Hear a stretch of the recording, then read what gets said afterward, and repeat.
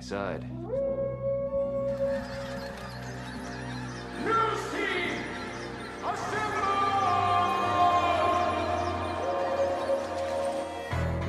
Howdy, Aggie Land. Welcome to the SEC. Our program will be built on 4 principles in which I talk about all the time: toughness, effort, discipline, and pride. Dang it! I'm going to have to buy that boy cream cone. Now I'm distracted on my point. What were we talking about? It's bullcrap. All I care about is winning. Show me the dang baby. You do it till they do it right, and then you do it till they can't do it wrong. Go get him. Why are you dancing around? Eat him like he's a steak.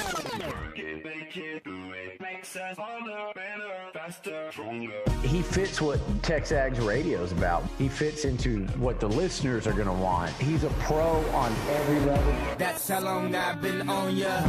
It's Nuño and the crew on TexAgs Radio, right here on Sports Radio 1150 AM and 93.7 FM. The Zone. You know how long I've been on ya. These bricks was on Apollonia. All right, it was bound to happen. Welcome into TexAgs Radio, presented by David Gardner's Jewelers. We're here in the Rollo Insurance Studio. So Caleb Chapman is going into the transfer portal a couple days after receiving his Aggie ring. I really like Caleb Chapman. When he was productive, he was very productive, right? Unfortunately, we didn't see very much of that because Caleb Chapman was injured quite often. And it's unfortunate for him, and hopefully wherever he goes, he can get healthy and make production. But we're loaded at the wide receiver spot here at Texas A&M. His story very similar to Baylor Cups, without a doubt. Chapman threw, 3 quarterbacks? I'm trying to think here. He obviously had Haynes in the first game. He had Calzada. He had Kellen Mond.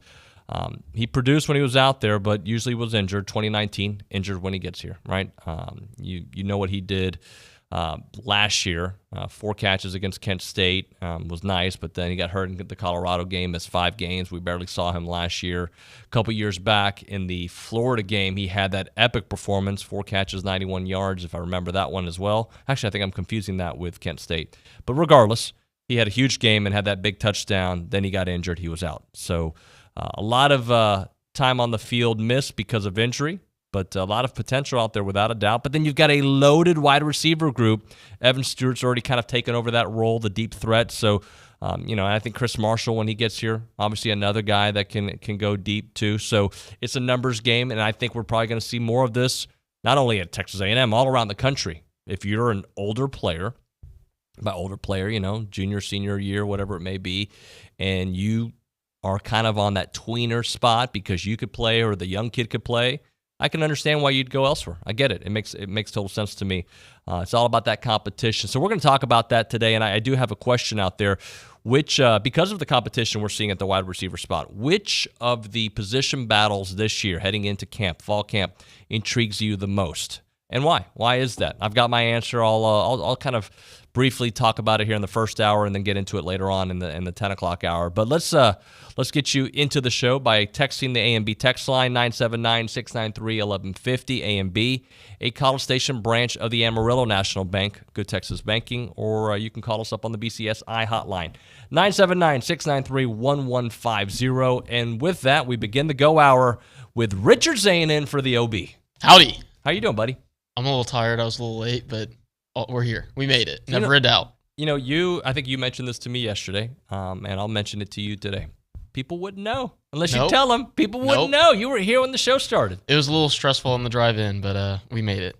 The traffic on Welborn. Yeah, Billy talked about it. South of 2818 and then also north of 2818.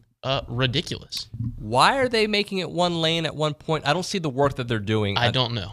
They're not expanding it. No. So what do you have to do? You're fixing a pothole that takes a year? I don't know. I have learned to at least right there beyond or coming north past Southwest, I've learned to use Southwest, use Welsh and the back roads through the historic district to get to this office without having to sit in traffic. So I typically, so you turn it Southwest? I turn it Southwest, yes. I typically do the eyeball. I come in earlier than you guys, but if I'm coming in during like any time that there would be traffic, I do the eyeball test. I check, and I try to go down Welborn as long as I can. And the moment I have to make a turn into the neighborhood, I do. Before they started doing construction, I would always try and turn it probably Park Place or Fidelity up here closer to the office. But now, as I'm coming under the overpass at 2818 right there by that Whataburger and everything, I can start seeing the traffic building because they've put it down to one lane, and that's when I know get off Wellborn. If you can come to work before 7 a.m., you're typically going to be okay. Yeah.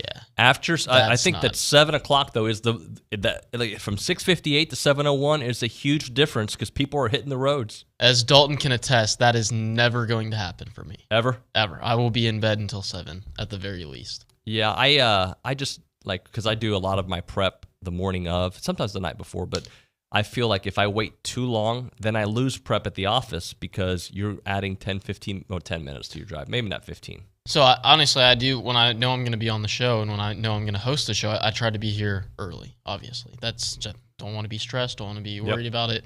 And I did a disservice to you this weekend, or this morning, by not being here early. So I felt bad about it. But yeah, I absolutely agree with you. Be here early so you can get everything done, get everything squared away. But yeah, that wasn't one of those. Today wasn't one of those days. Your partner back there, Dalton Hughes, I woke up this morning, did some things. Partner. He's my roommate. Partner in the office. Partner in crime. Yes, and you guys do a lot of crime. I got on the Google Doc that we have for the show at 5:23 a.m., and he was on there. Because just kind of creepy, you can tell when somebody's on there. Was he actually working? I don't know. Or did he just leave the window open in his laptop? But it went away. I hope he was asleep. I was like, why is this dude awake? 5:23 in the morning? 5:23 in the morning. He'll have to answer to that. All right, so Caleb Chapman news.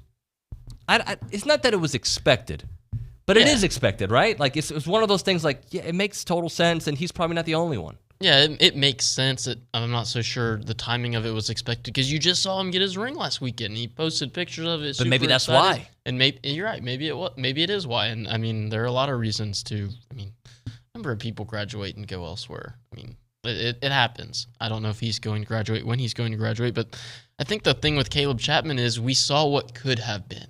And we think about that performance against Florida in 2020 and what could have been if he didn't come down with a knee injury on that incredible touchdown catch and throw from Kellen Mond. But yeah, it just couldn't stay on the field, couldn't stay healthy. And I hate that for the kid because obviously there's a ton of ability there. Well, let me ask you this, because I think this is a fair question with where the talent is on this wide receiver group. If he is completely healthy, there is no guarantee he's one of your 3 best wide receivers anymore. There was a time he was, but the kind of talent that they have coming in, and again, that talent takes time to develop. Certainly, and I know you're looking at the 2021 class, and you're already seeing Evan Stewart, or 2022 class, excuse me. Evan Stewart's already here and is turning heads. Chris Marshall's expected to, burst on the scene when he does arrive here this summer. Noah Thomas as well. But those are the incoming freshmen. Think about the guys they've already got here. Anaya Smith is going to be used in a number of ways. He's not going to just be a wide used receiver. as a wide receiver. He's going to be used out of the backfield. Still, he's going to take up one of those 11 spots on the field. Yep. One of those 6 skill position spots at any given time. Jalen Preston has started to come on. I don't want to say he burst, but he's starting to figure it out late in the season, right? He's starting to figure out what he needs to do to stay on the field and continue getting those reps. Moose Muhammad's been really good. Makes great catches. So, I mean, already right Brown? there. I mean, yeah, I didn't even mention Yul Keith Brown. I didn't even say Devin Price's name, but, I mean, Anais, Moose, Jalen, Evan, those are 4 guys right there already. Caleb Chapman's already 5th in my book. Yep, and I think... And there are a number of names that are going to be in the battle for it, too. So, I think you're in a good position if you're A&M at the receiver spot. Look, and it like, when you're looking at it aesthetically, like, oh, you just lost Damon Demas and Caleb Chapman. Those guys were supposed to be your 2 big guys last year. Well, they weren't. No, they were not. No. And as much as I think from an on-field perspective, I wanted to see what Damon Demas could do after being in the system for 3 years. I wanted to see it. It was time to move on. Caleb Chapman, I wish him well. I think he's a nice player, but he just... It's like Baylor Cup. I think the potential's there, and it might work out somewhere else, and it might have worked out here. But there's so much competition there, and there are so many question marks with health over time. This is not just a 1-year thing. This has been 3 years of health issues. I mean, he's proven to be injury prone, and you hate that for the kid because, like I said, he had that great game against Florida. I mean, he got it right here: 9 catches, 151 yards, 2 touchdowns in a win over a top 5 team, top 4 team, and unfortunately, he tears an ACL on his last touchdown catch. If that doesn't happen, who knows what happens in Caleb Chapman's career at A&M. Sure. But again, this team is now recruiting at a different level.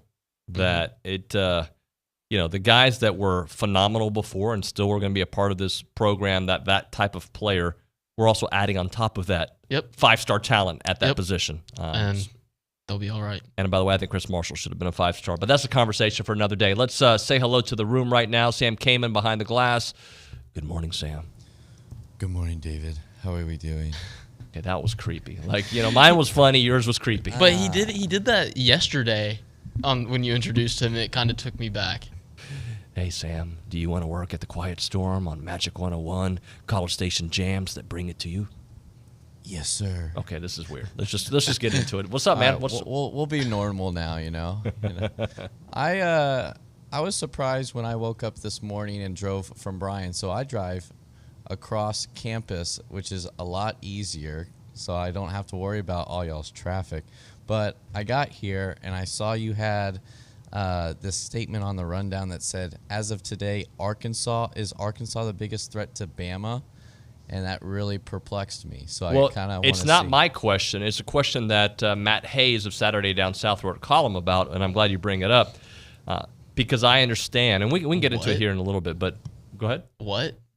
Matt Hayes, Saturday Down South, thinks that Arkansas might be the biggest threat in this year, 2022, to Alabama. Season? Yeah, to this particular, and he has some reasons. And look, I am not one that gets mad at people for opinions. I know, one time we had Tim Brando on here, and people wanted to punch me in the face. But, and by the way, his takes suck. But beyond that, it's true. They're not fun. You learned from week one. Well, huh? I mean, I like the guy. I like Tim Brando. Yeah, I think he's a legend in our industry. But, unfortunately, some of the takes are just they're just not where I want them to be. But whatever. Everybody's got their opinion, though. You're allowed to have an opinion. By the way, we all have our opinions a little bit slanted because of our the team we root for. It's just how it is. You hate the Astros because you're a Dodgers guy, right? It is what it is. But I hate the Giants more, just for the record. Sure, but again, if the Dodgers were the one who got in trouble, you'd probably be defending Clayton Kershaw and all those dudes.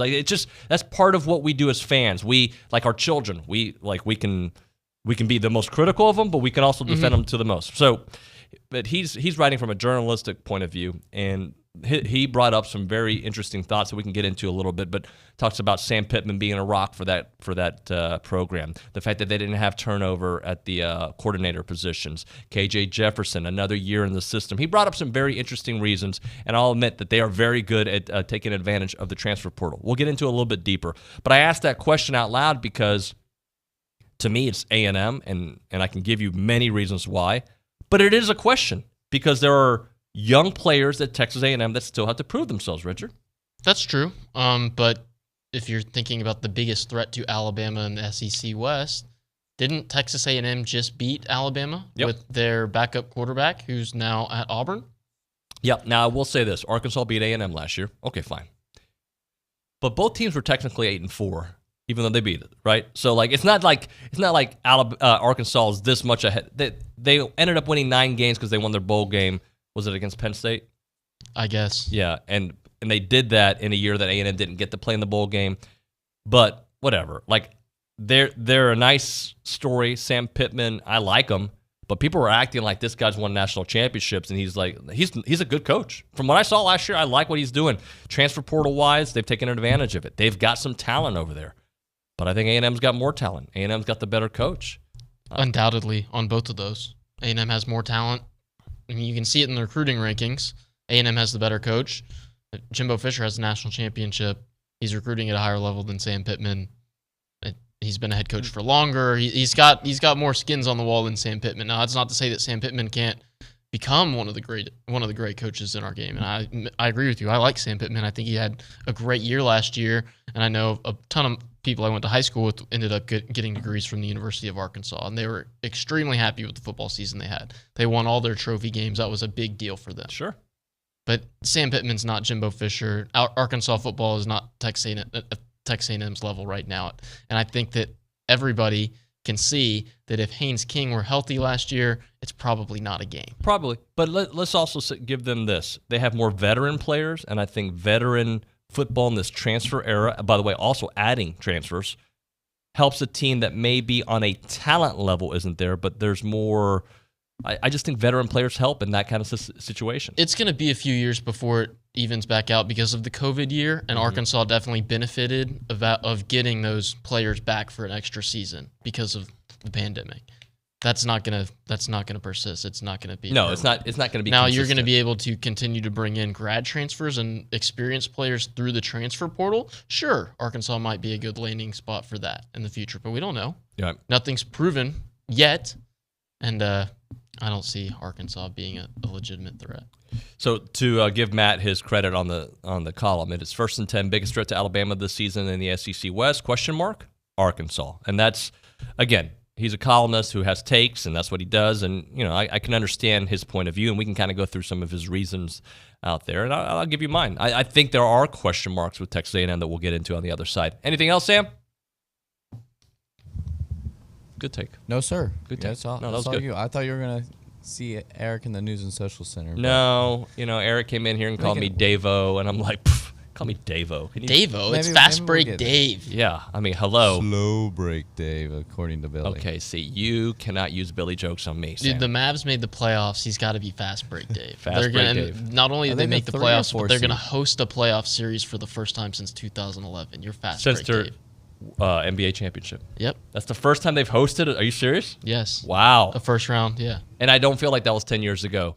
All right, Eric. Well, I guess we'll go to you at the News and Social Center. Good morning to you, sir. Good morning, David. I was about to say it again. I've been calling you Davo. You just haven't, I guess you haven't noticed these past few weeks. Do you realize that you're still on intern level, right? You realize Yes, that. sir. Just making sure. Richard, good morning to you as well. Good morning, Eric. How are you, You pal? can call him Ricardo Zane. Ricardo Zane. Okay, now never mind. I'll do my best. Go ahead. That Mavs championship back in 2011, I remember it vividly. It was the best and worst year of my life because I'm from Fort Worth, so I'm a big Texas Rangers fan, and that's where the Game 6, Nelson Cruz, he had it. Yeah. We had it. And then Game 7, we all saw what happened. So that was the best and worst year of my life, but it's okay because the Mavs have a chance to win a playoff series. They had a chance to win it last year. They choked against the Clippers. I'm just worried about Luka's status. He tweaked his calf in the last game of the season. Yeah, I love Luka. Yeah, Luka is incredible. And I'm not a basketball guy. Luka is fun to watch. I am a basketball guy. I love Luka. And by the way, he started his pro career at? He played for Real Madrid, didn't There he? you go. Okay. There you go. Now we got everything comes full It all circle comes for in David full Nuño. circle. All right, Eric, what's up? Yeah, so we'll start with the news. You were talking about the Aggie dance team, David, and you had them in the studio last week and talking about their Orlando trip and try to win another national championship. Well, great news, they actually did it. They won by scoring 88.42 points in the final round of the team performance to beat Eastern Michigan and Toledo. They also placed second in the Jazz competition behind Arizona State with a score of 91.24, so congrats to the dance team.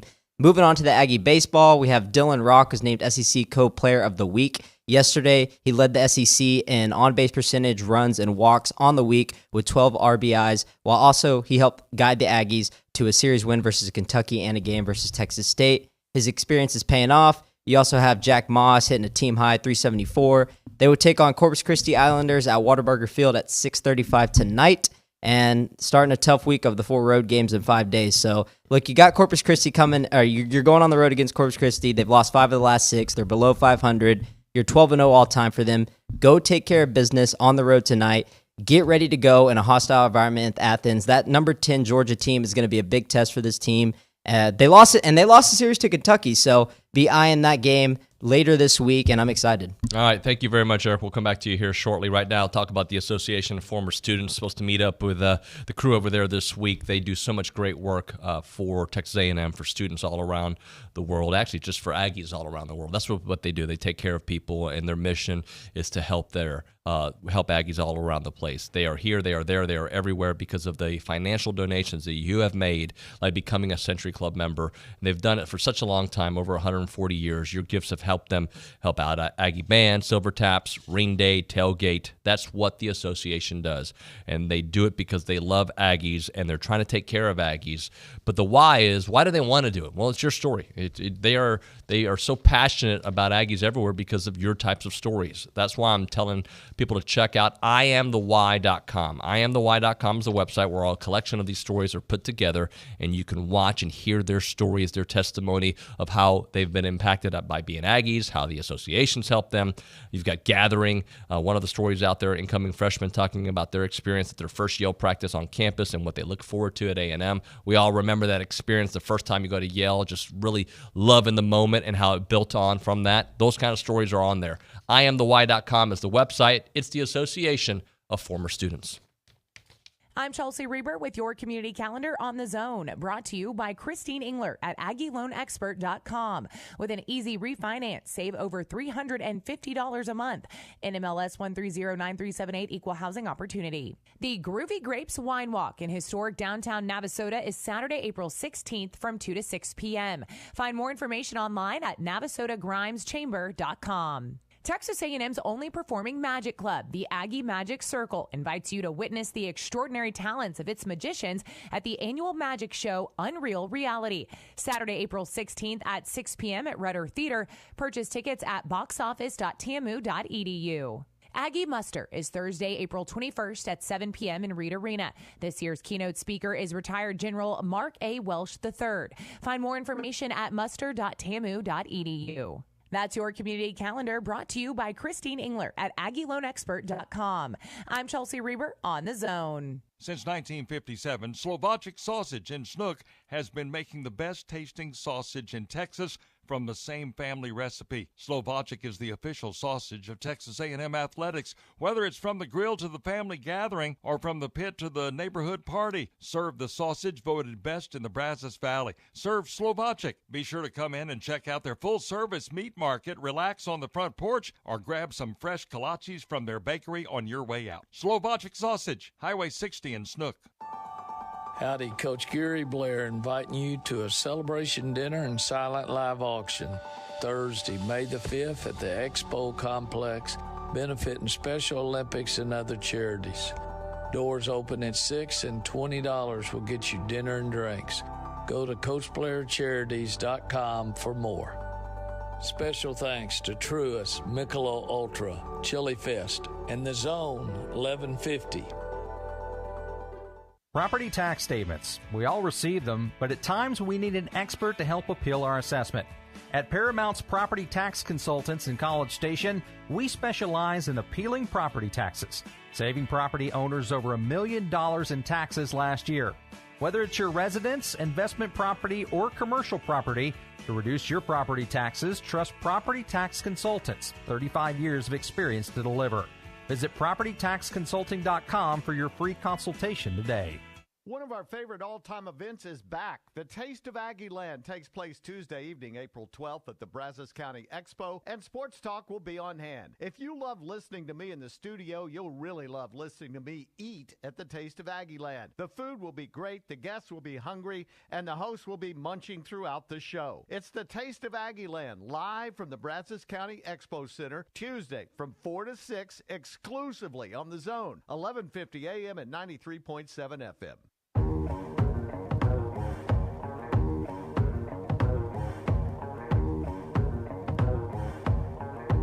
You know this one, Richard?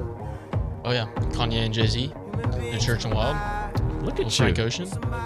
Frank Ocean in the house. This is TexAgs Radio presented by David Gardner's Jewelers here in the Rollo Insurance Studio. We've got Shereen Williams joining us here in a few minutes, but I want to get a couple text messages in and also a quick preview, if we can, about the Corpus Christi game tonight for A&M, as Will Johnson going to be taking the mound there. Let's go back to the News and Social Center. Eric? So Ross from east of East Texas said, it's still also weird. I saw Chapman's tweet with his girlfriend where he got his Aggie ring last week, but on Monday he transfers. No, I don't wish him bad luck, but it's also weird. As a fan, I don't just remember the Florida game. Make it make sense. Here's how I'll make it make sense. He's not going to play. He's getting older in his college years and wants to play, and he's probably not going to play on this team. Yeah, and you can love this university and leave it.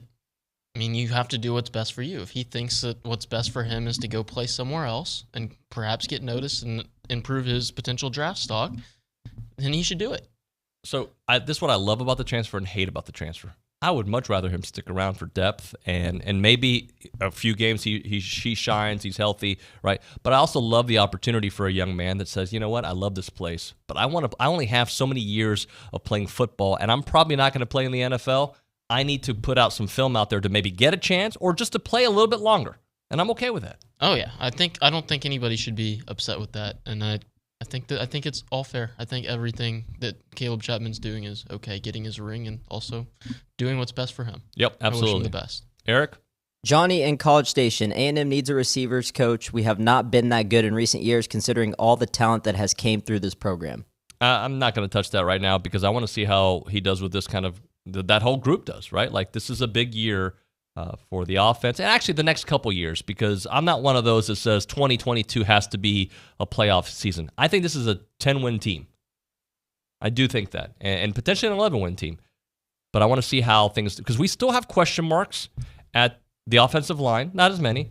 The defensive line, even though I love the talent that we have there, quarterback, there's a lot of question marks. And also trying to say that 2022 has got to be a make or break year for this receiver group is not a good amount of pressure to put on them considering how young they are. Yes, absolutely. Evan Stewart's supposed to be your guy. Chris Marshall's supposed to be your guy. They're going to be true freshmen this fall.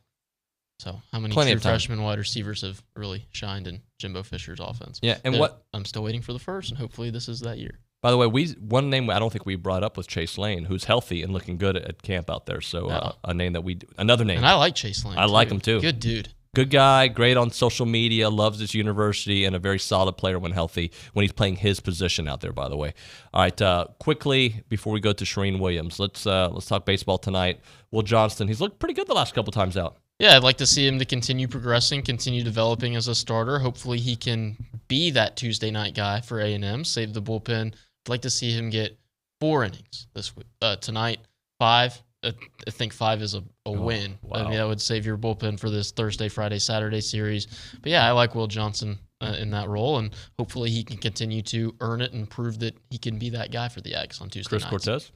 Chris Cortez, I don't know what they're going to do with the starting rotation this weekend, but I expect him to start one of the games in Athens. Yeah. Jim Schlossnagle didn't announce a weekend rotation for this upcoming trip, but he has said in post-game on Friday night and then on radio yesterday and then in the press conference yesterday that you might expect some changes to the starting rotation, and I don't think that's a knock against Ryan Prager, who's, as Jim Schlossnagle said, is just going through a normal growth period. Yeah. And he's got a brilliant and a bright future in this program. But right now, probably not the best thing for the ball club to keep him in that Sunday role. And they're going to make some changes, and we'll see how it goes. I like Chris Cortez's stuff, and when that breaking ball's on. Would he go to Friday, you think? Cortez? Or, I don't know what they'll do. I think you'll see Detmer throw Thursday night. I'm sorry, it's a Thursday, Friday, Saturday. I think that they would let Micah Dallas throw Friday night. The reason I think they had him throw Saturday is because he threw Sunday. They didn't want him on 2 days short rest. Yep. So now he can throw on. It's a normal week for him this week. You got it. All right, let's hit a break here. Right now, I want to talk about Heritage Films, my buddy Chance McClain. The video is in, folks. I don't know if my dad's watching. I hope he's not watching right now because I haven't sent him the video. We want to do it like a big family kind of thing. But Heritage Films did a documentary on my dad. It took about 2 months to do it. We went to they went to his house. They interviewed him. Chance McClain is the genius behind it all, and he spent 8 hours with my pops asking the right questions, getting the right sound bites, and putting together this almost 2-hour film about my dad's life. And it's ready. I got a copy of it yesterday. My brother got it, and we've watched it before the finished product. So we watched it about 2 weeks ago.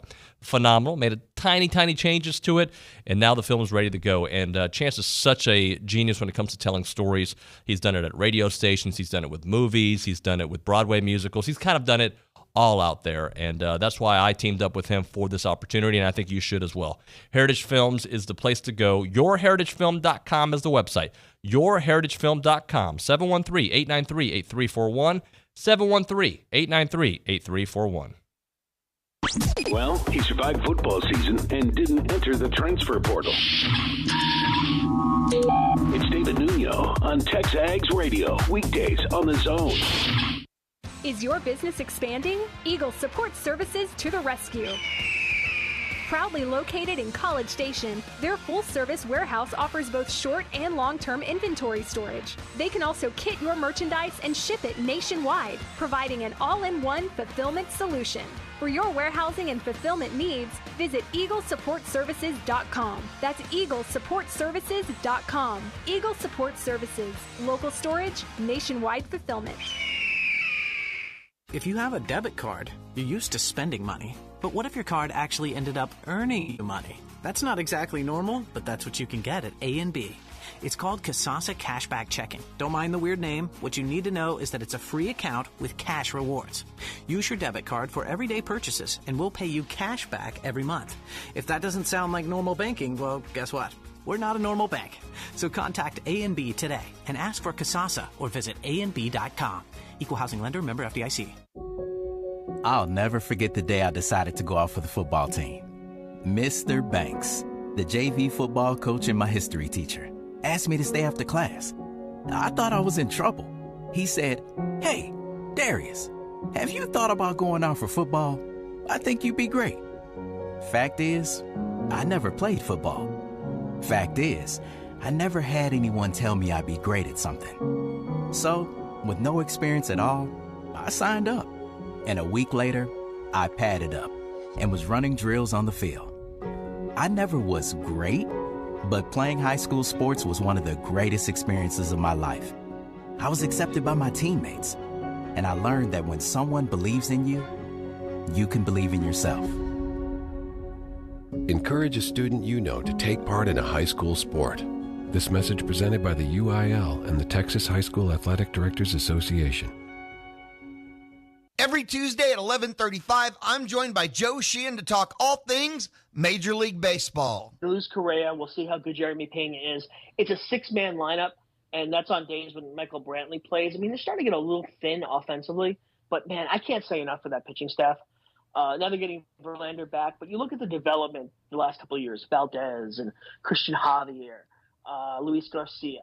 Dusty Baker, who was never really known as that guy, has done a really good job. Now, we'll see what happens with Brent Strom leaving. You look at Strom going over to Arizona.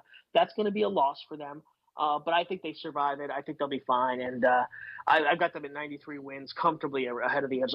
Somebody pointed this out to me the other day. I have all three AL races being decided by at least 10 games, which is unusual, doesn't usually happen. But there's, to me, a real gap between the top teams in the league and the next tier down. It's the Louis Bellina Show, Monday through Friday, 11 to 2, and brought to you in part by Smoothie King.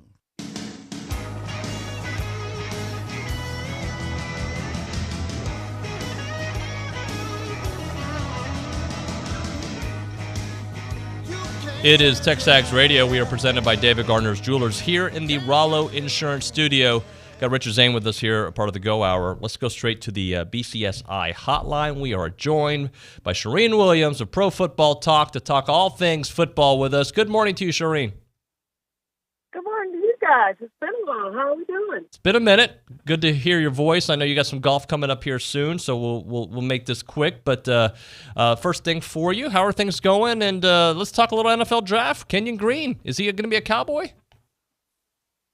Well, he could be. You know, he's the guy you look at that so many teams have a need for, and he's going to go somewhere in that mid to late first round. And I know the Cowboys love him. I absolutely know they love him. A lot of teams love him, and that's the thing. He may not be there by the time that the Cowboys draft, but he's going to help somebody. I mean, just his versatility along the line. And I think I mentioned this before on the show, but I had scouts tell me that he has the widest base, the biggest base he's ever seen of an offensive lineman. Just loves him because of that base. He says, I don't even know how to describe it. Like, I can't even get my legs that wide to show you. But he said it's just incredible. I've never seen an offensive lineman that can go that wide, and it's really helpful. So I know that the Cowboys and other teams like him. He's going to be the first Aggie off the draft board, and he's going to go help somebody, and it's going to be fun to watch him develop in the NFL, because I think he's going to be another Zach Martin, or one of those guys who just is consistently Pro Bowler and all pro. It seems like Kenyon's destined to go for the first round, but another guy that I think we expect to go after him is DeMarvin Leal. What's the latest with his status, and where do you think he will fall on draft night? Well, yeah, he's another guy, I think he could end up going on the second day, and that's okay. It doesn't really matter where you're drafted. Yes, it's a higher payday and more glory if you go in the first round, but ultimately it doesn't matter. I mean, when you look at where Tom Brady, and I mean, we go down the list and name, millions of players, maybe not millions, but handfuls of players who didn't go in the first round who developed into great players. I mean, Drew Brees was a second-round pick. So I think he's a guy that's probably going to go on the second day, and that's okay, is my point. He can still become a really good NFL player no matter where he's picked. None of these guys. I mean, if they go in seventh round or are undrafted, we've seen it before that, guys will get a chance. If they can play, they're going to get a chance. And he's one of those guys I think is going to go lower probably than where he should go. But is still going to become a good NFL player, going to become a good pass rusher. So second day, probably looking for Leal to go, which to me is a little bit low for him. Having seen him play and what he can do and how he can rush the passer, I think that's a bit low. Shereen, the sports world is still mourning the loss of Dwayne Haskins. Did you get to cover him much? And just some thoughts on what you saw from him on the field and how, Schefter had that apology yesterday that came out on his podcast, and he talked a lot about how this guy really was being cemented in that Pittsburgh community and really working very hard to get back. Well, the great thing about Dwayne Haskins was, just when you hear people talk about him, just how nice and friendly and what a big heart he had. And I think it spoke a lot to who he was. And when people who are close to you are saying that, it's meaningful. And I think it tells you the type of man that he was. Forget the type of football player he was, but the type of man he was. And just unfortunate. I mean, just way too young to die, obviously. And I know the NFL community is going to mourn his loss for a long time now. Into the season, they're going to be thinking about Dwayne Haskins, and he's finally going to get his chance to compete for that starting job in Pittsburgh with Ben Roethlisberger gone. And I thought he was going to have a good chance to secure it with Mitchell Trubisky and Mason Rudolph. They're also competing for the job, and I thought he had a chance to win that job. Having learned under Ben for a year, I thought was really good for him. So, just a tragic death, and we don't know all the circumstances obviously yet, and Fort Lauderdale police say they're not releasing anything else until after their investigation is complete. But just a tragedy, and I think when something like that hits the NFL, people react as they have. Just a tragedy is all you could say it is. And then Gary Blair, I'd like to mention something about him. Longtime Cowboys running backs coach for 7 years. And he died at 52 with cancer, and just too young to die. And so I'm really sad about Gary. I knew Gary Blair, obviously, having worked closely with him for years. I knew Gary better than I knew Dwayne Haskins, simply because he hadn't been on one of the teams I covered directly. But it affects you when you've covered these people and gotten to know them and gotten close to them. It's like one of your friends or family members dying, and that one hurt me a whole lot when he died on Sunday night. We're talking to Shereen Williams here on the BCSI hotline. Shereen, I do want to ask about the tension between Bruce Arians and Tom Brady, and now that Arians has moved on, there's been some quotes released, and you've seen some back and forth. What is your take on everything that's happened there in Tampa Bay and moving forward? Well, it's interesting. I mean, Brady coming back obviously did affect Bruce Arians' decision. Now, did Brady want Arians out? That's what we'll probably never know until the book comes out 10 years from now, maybe. But I joke. But, I do think that him coming back affect, and I hope it was for the reasons that Bruce Arians said and not that Tom Brady wanted Bruce Arians out. I hope it was the fact that Bruce Arians wanted to help his minority coaches in this case, Todd Bowles, get a head coaching job with a really good team and have a chance to win with a good team. And no matter, Todd Bowles is now the head coach, and the Bucs have a chance to win with Tom Brady back. And I do think it was a little bit telling that, Tom Brady, publicly anyway, didn't react. Now, we've only seen what he's written. We haven't heard from him, but that he didn't react of, oh my gosh, I wouldn't have come back if Bruce Arians wasn't there.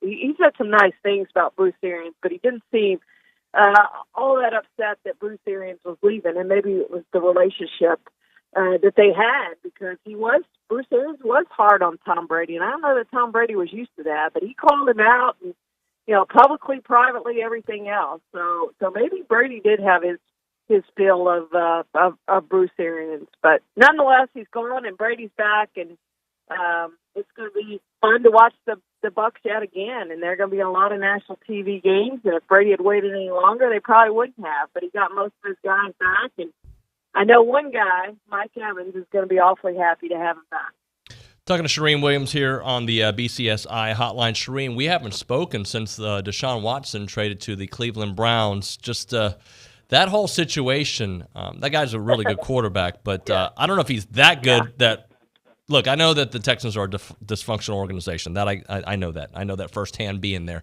But they still did go 4-12 with him. So what does that mean for the Browns, and what does it mean for the NFL? Yeah, it's interesting. And I was at the owners' meetings a week and a half ago, or 2 weeks ago, I guess it was now, and I asked the question to Roger Goodell, when's your investigation complete? How long do you expect? I think most people expect a 6 to 8 game suspension for Deshaun Watson. When you look at Ben Roethlisberger and Ezekiel Elliott, they were never charged, as Deshaun Watson was never charged for anything.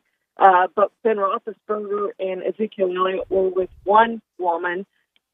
With Deshaun Watson, it's at least 22, and could be more, obviously. I don't think we're done with this. This is going to go on for a while now, and I do think he will be suspended. I think he'll have to serve probably half a season. But the Browns didn't make this trade looking at one season. They made this trade looking into the future, and hey, we've got our quarterback for the next 10 years, and they've missed that. They haven't had that franchise quarterback, and now they feel like they do. But you're right. The Texans were a good team and won 4 games with Deshaun Watson as their quarterback 2 years ago. And they won 4 games last year with a rookie and several other guys playing quarterback for them last year. So I don't know what that says about Deshaun Watson. He has a couple Pro Bowls, and we know he's played well and showed the potential. But, yeah, they're gambling that this is the guy, and have given him a ton of money. And I will tell you this, because I talked to executives and the NFL GMs and others in the front office, and teams are not happy with that contract that they gave Deshaun Watson.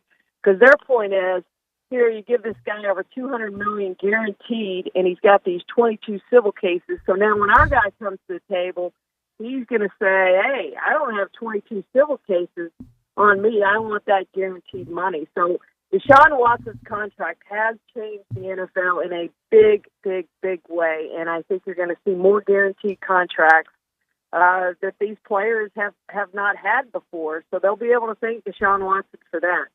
Shereen, last thing for you. John McClain announced his retirement a couple of weeks ago, and I know that he's one of our favorite Baylor people out there. He introduced us years back and was so integral in my career, and I know he's meant a lot to you. Just a few moments about John McClain and what he's meant to this profession, really, in Texas and all around sports. Well, I think everybody knows the general. If you have even tinkered a little bit in Houston sports, just an outstanding man, and I am privileged and honored to say I learned from John McClain. I grew up reading him. I grew up in Beaumont reading John McClain, and I introduced myself at one of the championship games, and he says it's Buffalo, but I never went to a Buffalo championship game, so I'm not quite sure where it was. Might have been Pittsburgh. But I went up and introduced myself and said, hey, I'm Shereen, and I grew up, reading you, and he really took me under the wing as he took so many others under his wing over the years, and was a great mentor, taught me a lot, wouldn't be where I am without him next month, May 21st, he and I and Randy Galloway and 5 others, Brad Shan's in that list, are going to go into Texas Sports Hall of Fame and in the journalist wing, and it's just an honor to be able to do that with him as my mentor. But the business is going to miss him. I know he's still got his radio shows, and he's going to be involved in still in our Pro Football Hall of Fame voting and things like that. So he'll still be around, but I think everyone's going to miss him, especially those in Houston, for his daily presence around the Texans and around the NFL. That is Shereen Williams. Shereen, we appreciate you. Thank you so much. We'll talk to you very soon. Thank you, David. Take care. Shereen Williams there on the BCSI hotline. Appreciate her time. All right, we'll close out the Go Hour with Richard Zane here next on TexAgs Radio, presented by David Gardner's Jewelers. I'm Chelsea Reber with your community calendar on the zone, brought to you by Christine Engler at AggieLoanExpert.com. There's never been a better time for a cash-out refinance. NMLS 1309378 Equal Housing Opportunity. Hilltop Lakes invites you to their Easter Egg Extravaganza on Saturday, April 16th at the Hilltop Lakes Lodge. The day's events include a fun run and walk, food, kids games, and an Easter egg hunt. A&M United Methodist Church invites the community to an Easter celebration on Saturday, April 16th at 10 a.m. at Veterans Park. Egg hunts, train rides, bounce houses, and more. Visit am-umc.org for more information. The Brazos County A&M Club invites you to their Aggie Muster event on Thursday, April 21st at the Brazos County Expo, featuring guest speaker Admiral Brett Jawah. Purchase tickets online at bcamc.org. That's your community calendar, brought to you by Christine Engler at AggieLoanExpert.com. I'm Chelsea Reber on The Zone. Get a taste of something special at Shipwreck Grill. For great food and an amazing time, Shipwreck Grill is one of a kind. Shipwreck Grill, proudly serving crawfish Tuesday through Saturday starting at 6 p.m. Stop in and see Wade, Mary, and the crew at Shipwreck Grill, the best crawfish in the Brazos Valley. Get a taste of something special at Shipwreck Grill.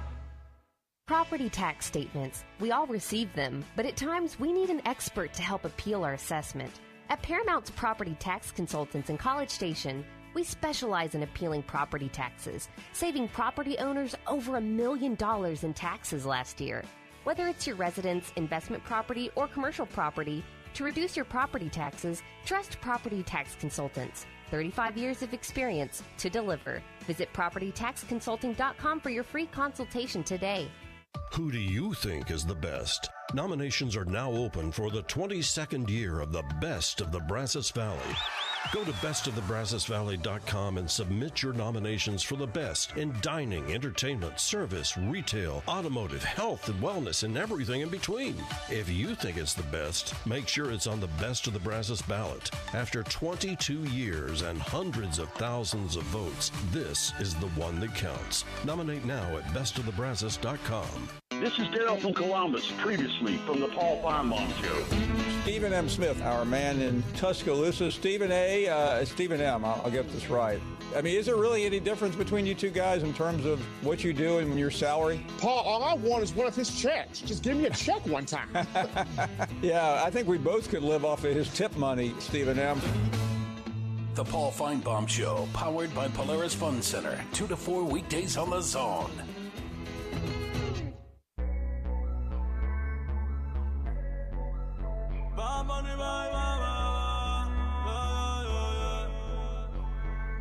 Yeah. Todos están pendientes a ti, pero tú puesta para mí, haciendo que me odien más, porque todos te quieren probar. Lo que no saben es que no te dejas llevar de cualquiera, y todos te quieren probar. Lo que no saben es que hoy yo te voy a buscar. Wow, the most Spanish ever on The Zone. Apologize for that. It was a long intro. Do you know who that was? I'm guessing it was Bad Bunny. But who was the guy who was actually rapping? Was it Maluma? No, it was Drake. Oh, it was Drake? Drake in Spanish. In Spanish. Yeah. How about that? Huh. TexAgs Radio, presented by David Gardner's Jewelers. Huge apologies. We weren't expecting to go 41 seconds with Spanish radio. Do you know the one thing I have in common with Drake? You both have gone to many basketball games. I've only been to a handful of NBA games. What is that? We're Jewish. That's right. Yeah. Drake. That is right. Yeah. Well, this is a college football heavy show today. So welcome back into TexAgs Radio presented by David Gardner's Jewelers. Our big talk today has been about Caleb Chapman entering the portal. We're moving some things around. Billy's going to join us right around 9:05 to talk about that. I was actually with Billy yesterday when that broke, and it was just cool to see him working the scenes from where we were at. So good stuff there. I do want to make sure that I touch on it. Like, I think the transfer portal is great, and I hate it all at the same time. Like, there's a lot of good that comes from it, and a lot that I don't like about it. What I do like about it, and Richard, I think you could probably agree with this. I didn't mean to stop you in your text. No. I was making sure my phone wasn't on Do Not Disturb. What I love about the transfer portal is people like Caleb Chapman, right? Not that I want him to leave. I'd rather him stay. But if it looks like you're not going to play and you're getting older in your college days and you want to play, you can leave and go play somewhere. That I like about it. I also like that if there's a hole on your team and there's a guy out there that maybe isn't super happy with his program or isn't happy with his playing time, he can go to another place and make an immediate impact that maybe is lacking. Maybe it's linebacker, wherever it may be, right? Offensive line. Right. What I don't like about it is if you're a young guy who has to wait just a little bit for your day, you're like, you know what? That's it. I'm out. Or you get yelled at one day for showing up 12 minutes late to practice. That's it. I'm in the portal. I don't like that part of it. I don't know how to fix it, but I do think there are some advantages to it, obviously, when they happen to your team. But there's some real disadvantages to it because I think without the penalty, you can make a quick decision and just go. Well, it depends on the player, right? And their maturity level, their emotional level, and there are a lot of things that go into decisions to leave. I think Caleb Chapman was probably doing the thing that is best for him. Yep. And I respect his decision completely. I think if he's got to go play, man. You're an Aggie for life. You got your ring. Go for it. Good luck. Now, there are certain guys that'll get upset and leave just on a whim. I mean, if that's your mentality about getting yelled at or not getting your way early on in your career, probably not going to play out any better anywhere else. Right. So, yeah, I wish him well, and I get it, and he's probably not going to be the only guy this year. That's just the nature, and this is all over the place. Georgia lost a couple of former 5-stars as well, like just a couple days ago. So, like, this is the world of college football we are in, and when Dabo Swinney talks about blowing it up, and I don't know if blowing up is are there things wrong with college football? Yes. Is this still college football? Absolutely. Like, I'm still watching. I'm still all in. Like, I'm still 100% in. I just think that there are certain things that we need to do to guardrail the situation because there are players that are going to leave just because they just didn't like the food that they're serving. Like they just whatever reason. Like, you know what? I don't want to wait till my sophomore year to start. I want to start now. Sorry. And I don't like that. But for a guy like Caleb Chapman, good luck to you. Hope you do well. And you're an Aggie, buddy. So shout out to Clearbrook High School. Clearbrook in the house. Richard, thanks for joining us, buddy. Of course, anytime, Poppy. All right, so here we go. Hour number 2. Billy Lucci going to join us. Pat Henry going to join us. We're working with Dave Wilson to see when he's going to join us. Might be in the next hour, might be in the 10 o'clock hour. We're still kind of finalizing that as we move some things around. But looking forward to chatting with Billy about the Caleb Chapman news and some other thoughts from the spring game. We'll do that next on TexAgs Radio, presented by David Gardner's Jewelers.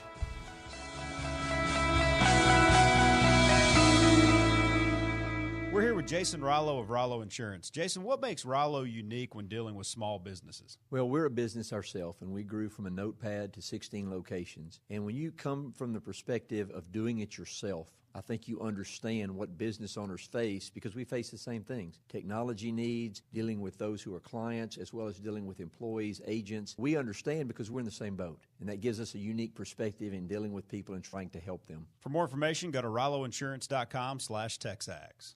There is a weekend in July where the baseball world revolves around a village in upstate New York. Baseball Hall of Fame induction weekend in Cooperstown is an unforgettable experience full of family-friendly activities and priceless moments. Make your plans today for July 22nd through 25th for the induction of Bud Fowler, Gil Hodges, Jim Cott, Minnie Minoso, Tony Oliva, Buck O'Neill, and David Ortiz as the class of 2022. Visit baseballhall.org today. Your home for Aggie baseball. From the first game to the last game, home or road, is Zone 1150 AM and 93.7 FM. Plus online at RadioAggieland.com. This is KZNE College Station Bryan.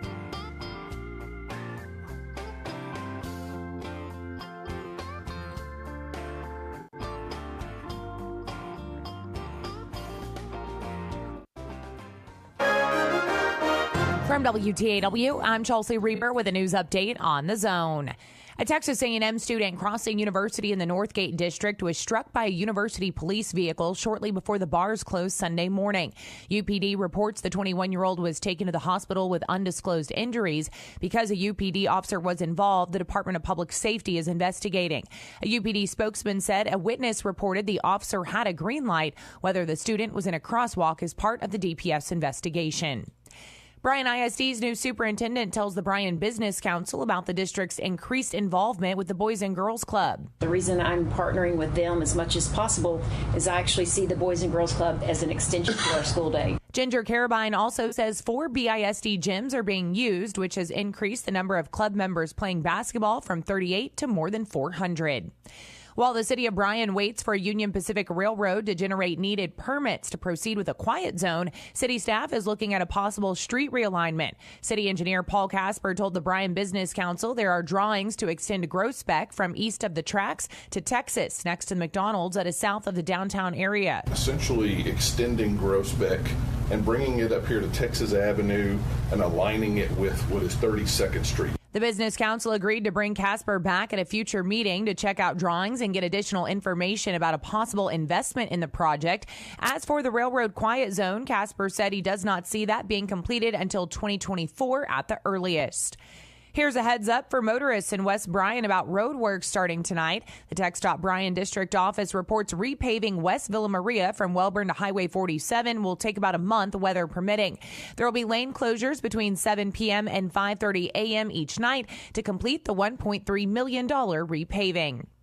For more news, go online to WTAW.com. I'm Chelsea Reber on The Zone. Who do you think is the best? Nominations are now open for the 22nd year of the Best of the Brazos Valley. Go to bestofthebrazosvalley.com and submit your nominations for the best in dining, entertainment, service, retail, automotive, health, and wellness, and everything in between. If you think it's the best, make sure it's on the Best of the Brazos ballot. After 22 years and hundreds of thousands of votes, this is the one that counts. Nominate now at bestofthebrazos.com. Hey parents, when it comes to your child's education, there's a lot to consider. No matter what you're searching for, search the Bryan Broadcasting half-price tuition program first. We've partnered with schools and learning centers throughout the area to get your students started with high-quality programs at half price. Right now, we're featuring half-price tuitions at Hopewell Classical Day School, Kinder Music, Happy Camper School, and more. Half-price tuitions are first come, first served, and availability is limited. Go to halfpricebrazos.com. Good morning, sports fans. I'm Zach Taylor with your Aggie Sports Minute on the Zone. This Sports Minute is brought to you by Hilco Roofing and Supply. Call 936-825-0500 or click HilcoSupply.com. Texas A&M football has some big things to iron out this offseason, not the least of which is the starting quarterback job. Haynes King, Max Johnson, and Connor Wigman all had serviceable performances at the Maroon and White game, but Coach Jimbo Fisher says they need to get better. Nothing spectacular, but had moments early when the wind wasn't as bad. We made a couple of really nice throws those first 2 or 3 drives and picked up some real nice third downs, and it just kept getting gustier and gustier. I checked my phone. I had a little thing on there. It was 33, 34 miles an hour, and it was because once I started the ball, it just started shooting, and it wasn't good. But, hey, you got to play in those conditions. You got to figure out a way to do it. Fans will have to wait until the fall to see who will be QB1 for the team's season opener against Sam Houston State.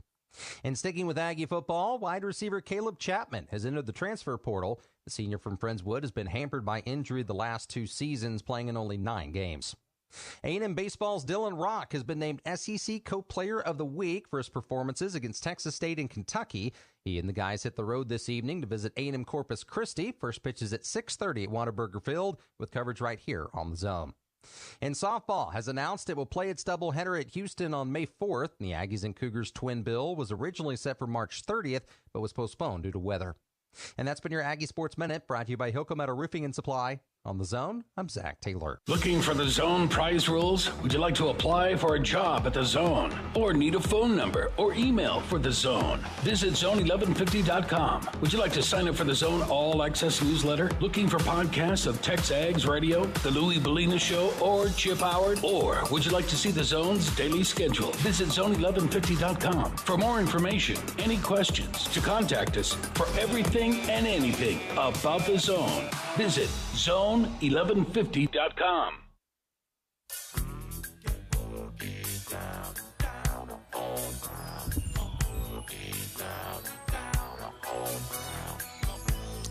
And we are back.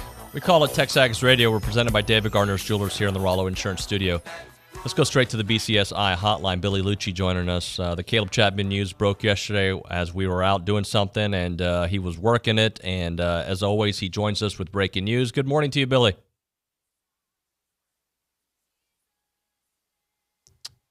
All right. That didn't go as planned. Let's try again. Good morning. On. There you are. Hey, Billy. Good morning to you, sir.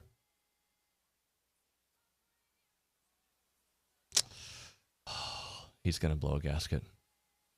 Put him on hold. We'll let B-Scan check it out to see what's going on there. Billy Lucci will be joining us here in a moment, and it's going to be fun. I promise you that. We're going to try again, see if we can get him on the... He says give him a second. All right. I'm on line 2. I heard him speaking. I will try once again. Best radio ever. Billy, good morning to you.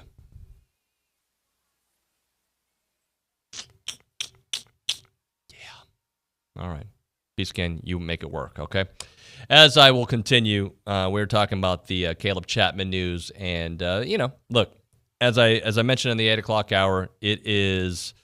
I think we all saw some of this coming, and I don't think many of us are surprised. Now, some people are surprised by the timing of it, and I believe it was Richard who brought up the fact that it was a texter who brought up the fact that it was on a couple days after ring day, and I get all that, and I think that is certainly something to think about. But again, we're living in an era where you can go to another school and play. And let's try Billy again on the BCSI hotline. Caller, hello. Hello, David. Man, I love when our segments get awkward like that. Good morning to you, sir. You can actually hear me now. I think I can, yeah. Sounds like Billy Lucci. Good morning. Well, okay, just making sure you were answering. Good morning, Dave. So we were, working on something yesterday, and then the news breaks, and I guess first off, your thoughts on Caleb entering the portal, the why and the how. Yeah, I think same with it's very similar to Baylor Cup in that I probably don't think people in the program were expecting a transfer. But if you would have put together a list of guys that, hey, I could see them transferring, Cup would have been lower on my list than Chap, just because that tight end thing was so wide open. But in the case of Chapman, look, it's just the reality. Guys that are injured as often as those two, sometimes they might just be looking for a fresh start and getting a different chance, and they're so aware of the situation where they're at that they think they can find a better situation somewhere. And sometimes they do, sometimes they don't. The first issue for both of them is that they're going to have to stay healthy. I think sometimes, too, that means playing hurt, and so that will be the first issue where the next place they go. But they can certainly handpick a better situation with a clearer path to playing time. Caleb Chapman, a healthy Caleb Chapman could have been A&M's best receiver over the last couple of years. It would have been him or Nias, two different kinds of receivers, but could have been him outside and Nias in the slot. But that never came to fruition, unfortunately. We saw what he could do against Florida. He made a couple other catches in his career that kind of flashed what he could do. But, in that game, it's one of the better games by an A&M receiver. You think of Kendrick Rogers against LSU. You think of Courtney Davis down at South Carolina a few years ago. And you think of Chapman against Florida. And those are probably some of your best days, and maybe a couple by Anias. And those are some of your best days by receivers under Jimbo. One could argue, considering the stakes and the production, might be number 2 behind Kendrick Rogers versus LSU. So you saw what he could do. We all know the need for a deep down the field threat. And I've read a lot of people, whether it be Twitter from outside of A&M or even on the boards, like, this is a devastating loss. They're still not sure where the deep threat's going to come from. And my answer would be, a healthy Caleb Chapman would have been a big loss. He didn't practice this spring. He was out most of last season. He was out all, following the third game of 2020. So it was just one of those guys that flashed a great deal of talent. I thought he was really talented coming out of high school. I was excited when A&M offered him. He's, family ties to A&M, a bit of an A&M legacy. And I was really fired up when someone in the previous staff offered after he came to camp and stuff. But even then, tore an ACL, and I believe he tore one in high school, or maybe it was freshman year here, but 2 ACLs later. And I don't know how it works, David. I'm not a sports, a medical guy in the sports field to tell you, but I think when you do that much damage to, your knees, maybe some other things, and it becomes easier to pull and strain some things. And, so he was constantly, it felt like, fighting that. So tough breaks for him. I hope he lands somewhere where he can play, and because he's really talented. Like, again, the healthy Caleb Chapman would have been a real weapon for A&M this year, just like it would have been last year and the year before. But I think people forget that college football, and people understand when they read the news and they see all this stuff and they look at the portal and all, it is a business. And part of the business is looking at your roster and deciding who you can count on and who you can't. And that receiver and tight end, you certainly wanted to keep, and make no mistake, Chapman wasn't pushed out. So I saw some people speculating about that. That's not the case. Cup wasn't pushed out. Do I think Jake Johnson was going to pass Baylor Cup? Yes, I do. Do I think Theo or Donovan Green could have? Yes, I do. Blake Smith, potentially. But you still know the talent there with Cup. You know the talent there with Chap even more, because Chapman's semi-proven, and he's certainly proven it in practice. But those guys, it gets to a point as a program where you go, yeah, we would love that guy to be our guy there, but you can't count on it. But you don't want him to leave, because there is the possibility that Caleb Chapman would have been healthy this year, and maybe, his last year he's healthy, and he would have been a weapon. Even after all the injuries, he would have been a real down-the-field weapon for this A&M passing game. So nobody was sitting there excited that he left. He's very popular on the team and stuff. But if he would have gotten a lot out of him this year, it would have been like saying, like, you're playing with house money, if you know what I mean. Yeah, and Billy, though, I guess in other years this would hurt a little bit more. Not saying that doesn't, it doesn't feel good that he's leaving, but they're so deep at that position that there's a reason he wasn't maybe going to see the field with, well, I mean, he's going to see the field, but not as much with the kind of talent that's coming in, and the talent that's already there. Well, here's the thing. If those other guys coming in and already there are practicing and he's not, there was a point in time where, yeah, maybe you could just not be out there very much and just come back out there and pass over everybody back up and play. But I think those days are going away, even with some of the guys of his age group. Moose has played some, Preston's played a significant amount. Chase has started, more than Caleb has. So, and Anias, and then you've got Evan Stewart coming in. Chris Marshall's not here yet, but he will be. So a lot of that, yeah, the dynamic has changed at the position, even with some of the guys that Caleb kind of, let's say, originally beat out. Well, when they're out there practicing and playing and staying healthy, there's no question he looked at it and saw a more daunting path to coming back. And I don't know, dude. These days, David, I don't know if any of this stuff, you never know what to listen to, what to believe, and things are like, are guys not getting NIL deals, and they, you just don't know what the reasoning behind transfers anymore. And I think less and less should we even sit here and try to make sense of them. Billy, because to me, in the case of Chapman, if he's healthy, he would have found a way to play here. If he would stay healthy, I think he would have found a way to play here. But so the whole thing's fascinating to watch here around the country.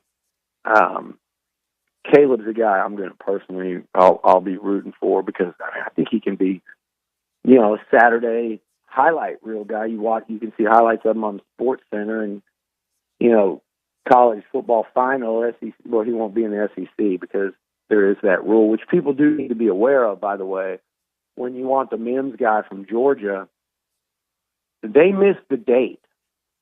Those guys can't transfer in the SEC unless there's a waiver.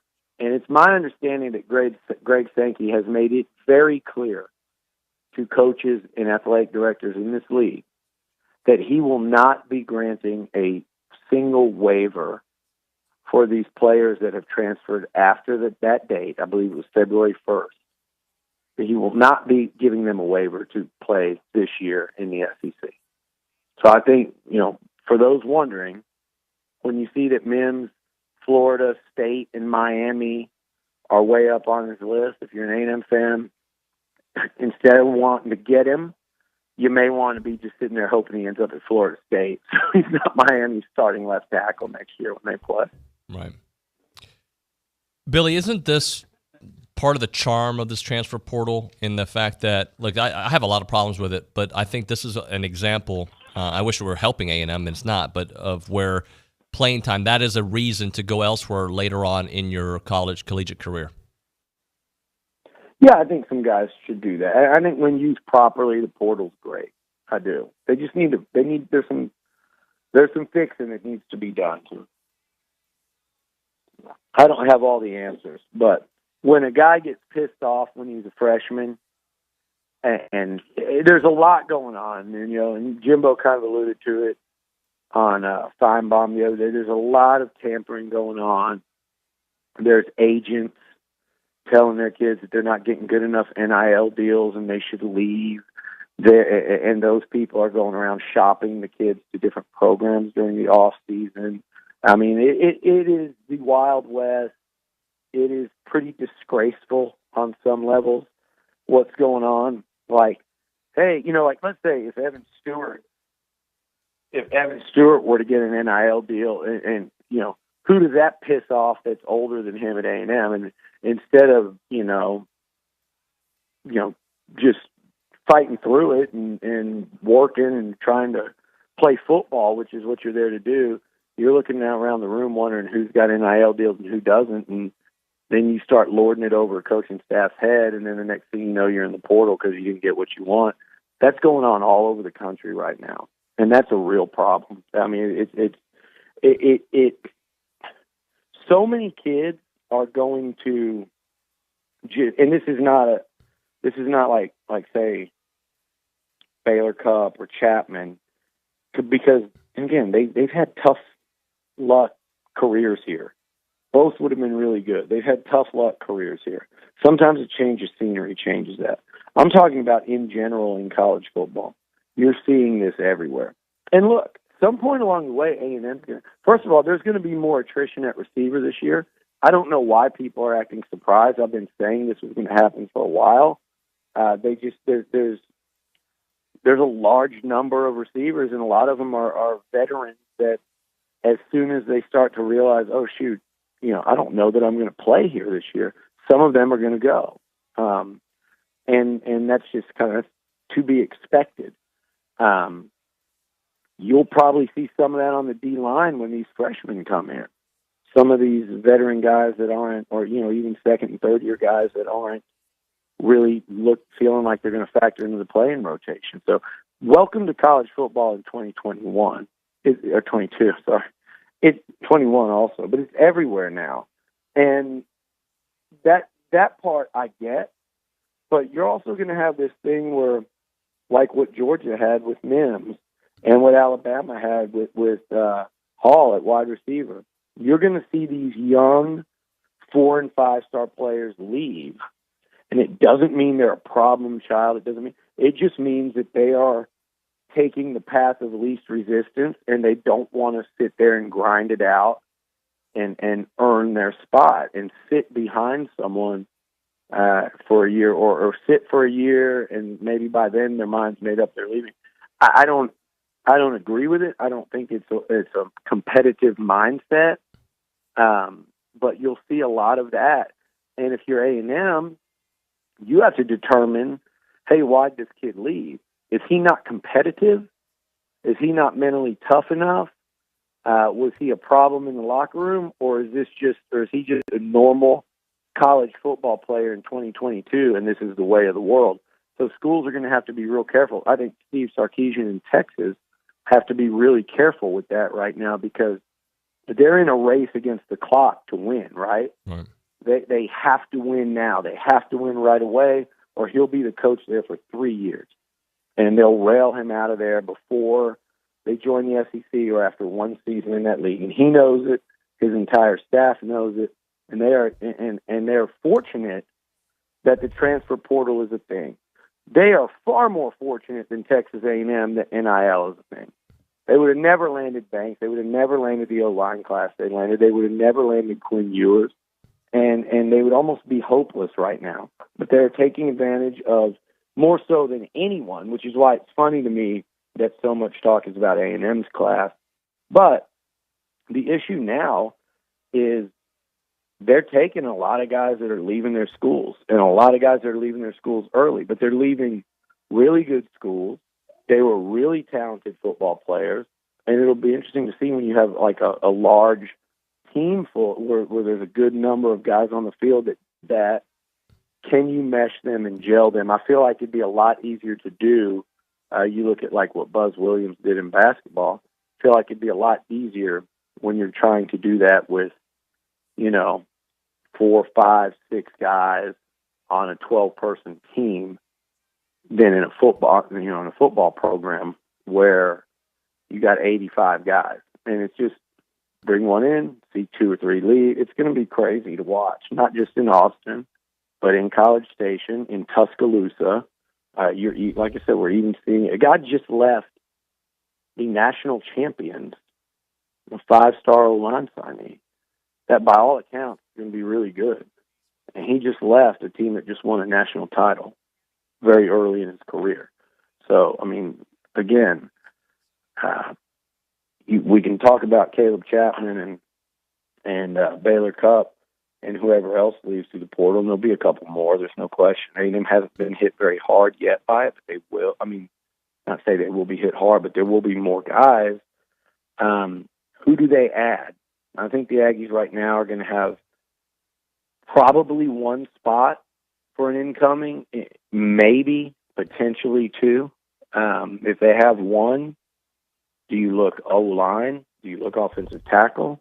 Do you look linebacker? Those are the 2 positions that kind of jump out at me. Our friend Connor O'Gara said maybe wide receiver when he saw Chapman leaving, but I don't think that's the case, because I think they're so excited about the youth, between Yule Keith and Evan and Chris Marshall and Noah Thomas coming in. I don't think receiver would be a portal grab above offensive tackle or linebacker. Billy, thanks for joining us, man. We'll talk to you later on this week. I hope that cleared up everything Zane imparted on y'all. I think we're clear. My friend. Hey, the misinformation. You've heard of the miseducation of Lauryn Hill. This is the misinformation of Richard Zane. Hey, 30 seconds. I'll talk to you later. Hey, 30 seconds. Just Can we give some props to Leon O'Neal, who loves to fight the battle for us? He always does, and he puts up with. One day he's just going to get off Twitter and be a lot happier. He'll learn that valuable life lesson a lot sooner than I have. But yeah, I mean, it's just I just can't wait. I just can't wait till Leon gets drafted, and a lot of these guys and grown adults hiding behind their screens that have gone after him ever since he picked A&M. End up, and they'll still be talking, but the reality is this guy got drafted, to play in the NFL, or he's on an NFL football team, and they're still going to be sitting there tweeting at him. Thank you, Billy. Talk to you soon. All right, Dave. Later, man. Billy Lucci on the BCSI hotline. Way late for a break, but that was some good stuff from Billy, and I had to get in the Leon talk real quick. Right now, let's talk about Christine Engler, Aggie loan expert. She's an Aggie, class of 97. Her husband also an Aggie. I say that because, when it's all about the Aggies in the household, it's all good, ladies and gentlemen. And all of you listening are probably, well, you definitely love A&M. That's why you're listening to the show. Or you're maybe a troll from another fan base. That's all right, though. She can take care of you. All you have to do is type in AggieLoanExpert.com. That's what you need to do. No matter who your fan base is, and it's probably A&M, you should go there right now because she's going to take wonderful care of you with all your mortgage needs, your refi needs, you name it, because right now rates are really low, and she can put you in a great plan out there, and you're going to save money. Either way, with the rates as low as they are right now, she's going to put you at an amazing rate. And if it's a refi situation, if you're trying to get cash back, if you're trying to buy a new home and you're trying to get closed quickly, Christine can do it all. Her 21-day guarantee, she'll close you. She is phenomenal at what she does. She's got great reviews. Just check out her Google reviews. You'll really be blown away by it. But remember to check out the website, AggieLoanExpert.com. She is Christine Engler. Terms and conditions do apply. Christine Engler, Aggie Loan Expert, NMLS number 1309378, company NMLS number 1324641, equal housing opportunity. I'm Chelsea Reber with your community calendar on the Zone, brought to you by Christine Engler at AggieLoanExpert.com. With an easy refinance, save over $350 a month. NMLS 1309378, equal housing opportunity. The Groovy Grapes Wine Walk in historic downtown Navasota is Saturday, April 16th from 2 to 6 p.m. Find more information online at NavasotaGrimesChamber.com. Texas A&M's only performing magic club, the Aggie Magic Circle, invites you to witness the extraordinary talents of its magicians at the annual magic show Unreal Reality. Saturday, April 16th at 6 p.m. at Rudder Theater. Purchase tickets at boxoffice.tmu.edu. Aggie Muster is Thursday, April 21st at 7 p.m. in Reed Arena. This year's keynote speaker is retired General Mark A. Welsh III. Find more information at muster.tamu.edu. That's your community calendar, brought to you by Christine Engler at AggieLoanExpert.com. I'm Chelsea Reber on the Zone. For almost 29 years, SOS Ministries has invested in thousands of lives to rescue, restore, and release families from drug and gang-infested environments where abuse, poverty, and violence are a way of life. Throughout April, SOS is fundraising for their entire children's ministry that serves over 500 children in the Brazos Valley. Check out the SOS online auction from April 11th to April 30th. Special thanks to SOS Challenge sponsor Stylecraft Builders and media title sponsor KBTX Media. I said if one just comes out, if just one comes out, Lord, I dedicate my life this day for just that one. And he whispered back in my ear and said, JJ, I don't just want one, I want them all. Call 775-5357 or go to SaveOurStreetsMinistries.org for more information. You can also follow SOS on social media for ministry updates. Help us save our streets. Hi, I'm Gabriel Garcia, candidate for Brazos County District Clerk. I would like to thank all of my supporters in the Republican primary on March 1st. It has been a great honor to be a part of the political process here in Brazos County. And now, I'm asking for your continued support in the Republican primary runoff on May 24th. Vote for me, Gabriel Garcia, for Brazos County District Clerk. Thank you, and God bless. Political ad paid for by Gabriel Garcia Campaign, Pat Sepchek, Treasurer. One of our favorite all-time events is back. The Taste of Aggie Land takes place Tuesday evening, April 12th at the Brazos County Expo, and Sports Talk will be on hand. If you love listening to me in the studio, you'll really love listening to me eat at the Taste of Aggie Land. The food will be great, the guests will be hungry, and the hosts will be munching throughout the show. It's the Taste of Aggie Land, live from the Brazos County Expo Center, Tuesday from 4 to 6, exclusively on The Zone, 1150 AM and 93.7 FM.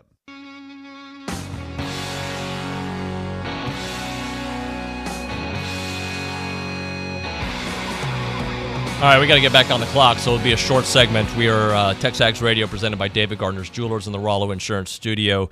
They are the official insurance provider of TexAgs Radio. The difference is real. They're an independent insurance company built around educating you on exactly what you're paying for, doing the shopping for you so that you can accomplish all of your insurance goals. They can write any form of insurance to anyone in Texas and several other states. They've got 30 offices in the state of Texas. Their headquarters right here in College Station on Highway 6, a nice building out there. Call 888-44-ROLLO or go to rolloinsurance.com. Let's go to the News and Social Center. Eric Casares. Matt in San Antonio said, the best way I can say how I feel, excuse me, best way I can say how I feel about Arkansas is this, is in a 60-minute game, anything can happen. Even the Chad Morris teams that lost the cupcake gimme games always made the game closer than it should be. That said, if we're talking about a 12-game season and not a 60-minute game, I'd be shocked if Arkansas finishes either first or second in the West. I agree. I still think Alabama's the cream of the crop for obvious reasons. They almost won a national championship last year in a year that was supposed to be down. And Bryce Young's coming back, your Heisman Trophy winner from that respect. But I think they've got questions too, as all teams do. And A&M is starting to narrow the gap, and they beat them last year. They got to do it on the road this year. And I think they got the talent. So you put that combined, I still think A&M is your second team in the West and possibly your first team in the West if they can take care of business. Still a lot of question marks. I get it. I mean, I understand, until these guys have proven it on the field, we don't know about that defensive line. We think they're going to be really good. We don't know about the secondary. We think they're going to be really good. We don't know about the quarterback situation. We think they're going to be really good. I think I know about the running backs. I think we know what we're going to get with A-Chain, and it looks like whoever else is back there, be it L.J. Johnson or Amari Daniels, I think you're going to be fine there. But there are a lot of question marks, and there were question marks going into last year. Some of those were answered a little bit later. There were questions about the line. It took a little bit longer to get gelled, but they eventually figured it out. Most of those guys coming back this year. Obviously, replacing Kenyon Green is going to be difficult, but they've got some guys that I think that can do a very nice job, and we'll see it all hopefully play out.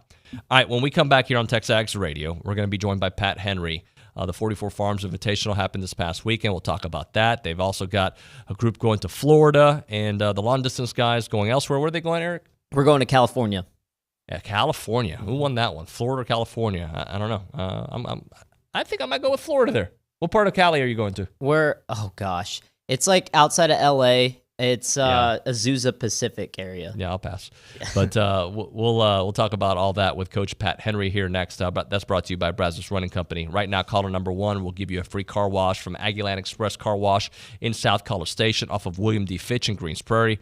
They are Aggie-owned and operated with a friendly staff and a personal touch. They offer a monthly membership, but we'll give the first caller a free car wash right now from Aggieland Express Car Wash in South College Station. Call us up at 979-693-1150. Who cares if he's wearing a medium and tight pants? 3, 2, 1, go. It's TexAgs Radio with David Nuño on The Zone. You know us through the Aggie Ring and our work helping current and former students. You also know that we work to uphold our traditions and help bring Aggies together around the world. We are the Association of Former Students, and it's our mission to provide resources, support programs, and cultivate the experiences that you know and love. But have you ever stopped and wondered why? Why does the association support Texas A&M and Texas Aggies? Why are we always here, there, and everywhere for the Aggie Network?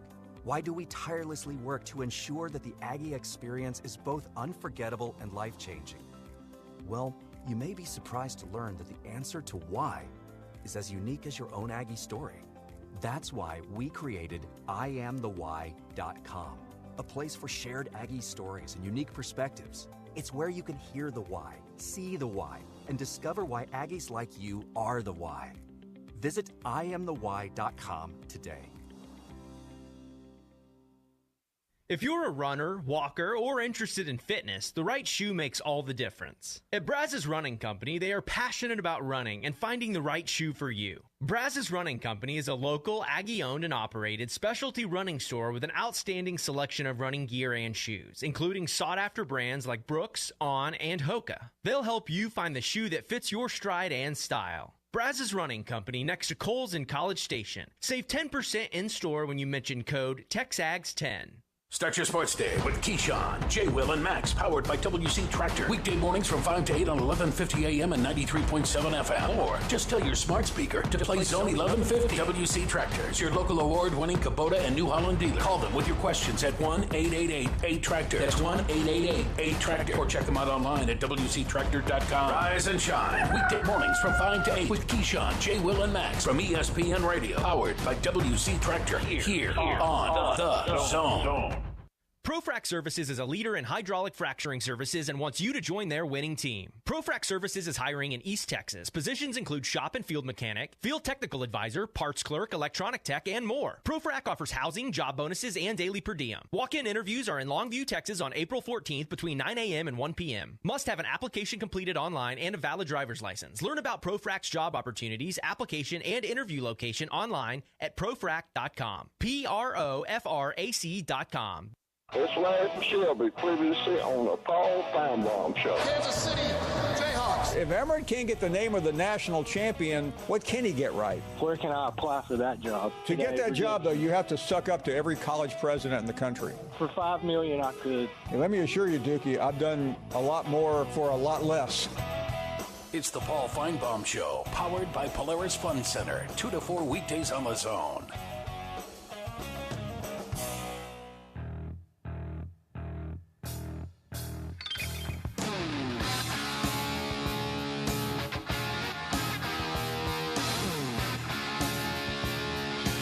I love this segment because I love to pick Pat Henry's brain a little bit when it's coming to my fitness. It's TexAgs Radio, brought to you by David Gardner's Jewelers here in the Rollo Insurance Studio. Pat Henry in studio, as he always is, here on a Tuesday. Brought to you by Brazos Running Company, your local Aggie-owned specialty running store. Save 10% in the store when you mention the code TexAgs10. And the A&M track team heads out to the Tom Jones Invitational in Gainesville, April 15th and 16th. And also the distance crew heading out to California, sir. Yeah, we split it a little bit this time.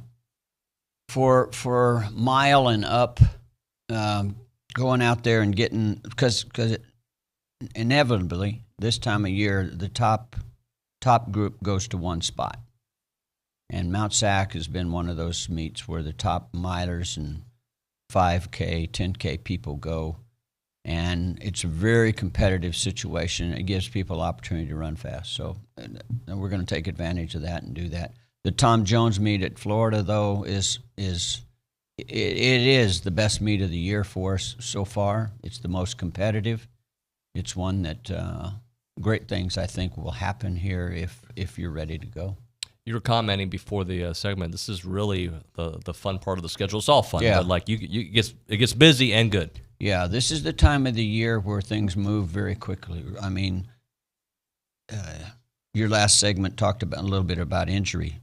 This is the time of the year, if you have a little bit of an injury, you're in trouble, because this is such an important time of the year.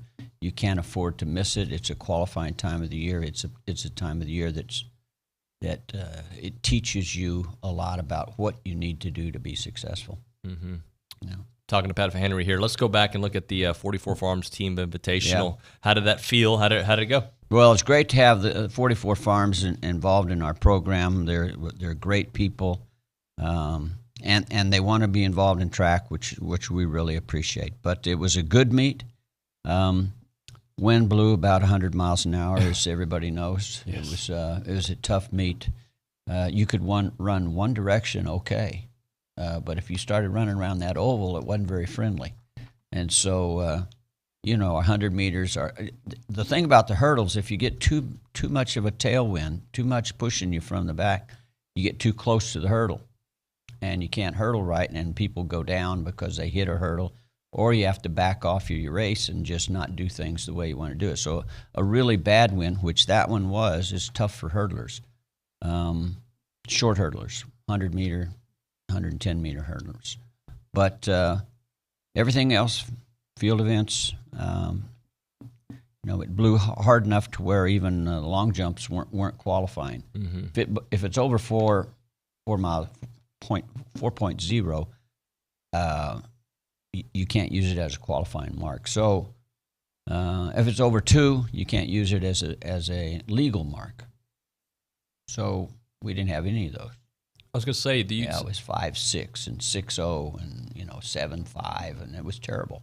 You have to be strategic in a way, don't you? Because like Brandon didn't run this past weekend. Yeah. Is that partially because you don't want that time to affect the big picture, or it's just not worth it? It's not worth it. Yeah. I mean, we kept hoping the wind was going to die later in the evening, and so Brandon warmed up. Everybody was ready to go, but it was just blowing too hard to run. We're trying to run really fast. We're going to try to run really fast down to Florida. And hope the conditions, and a lot of people say, well, you should run all the time anyway. That'd be great. A lot of people can do that, but some people cannot do that. I've heard you guys talk about pitchers. Some pitchers can pitch a little bit more than the next guy. Mm-hmm. So yeah, I think if everybody understands that about athletics, you start understanding why people do certain things.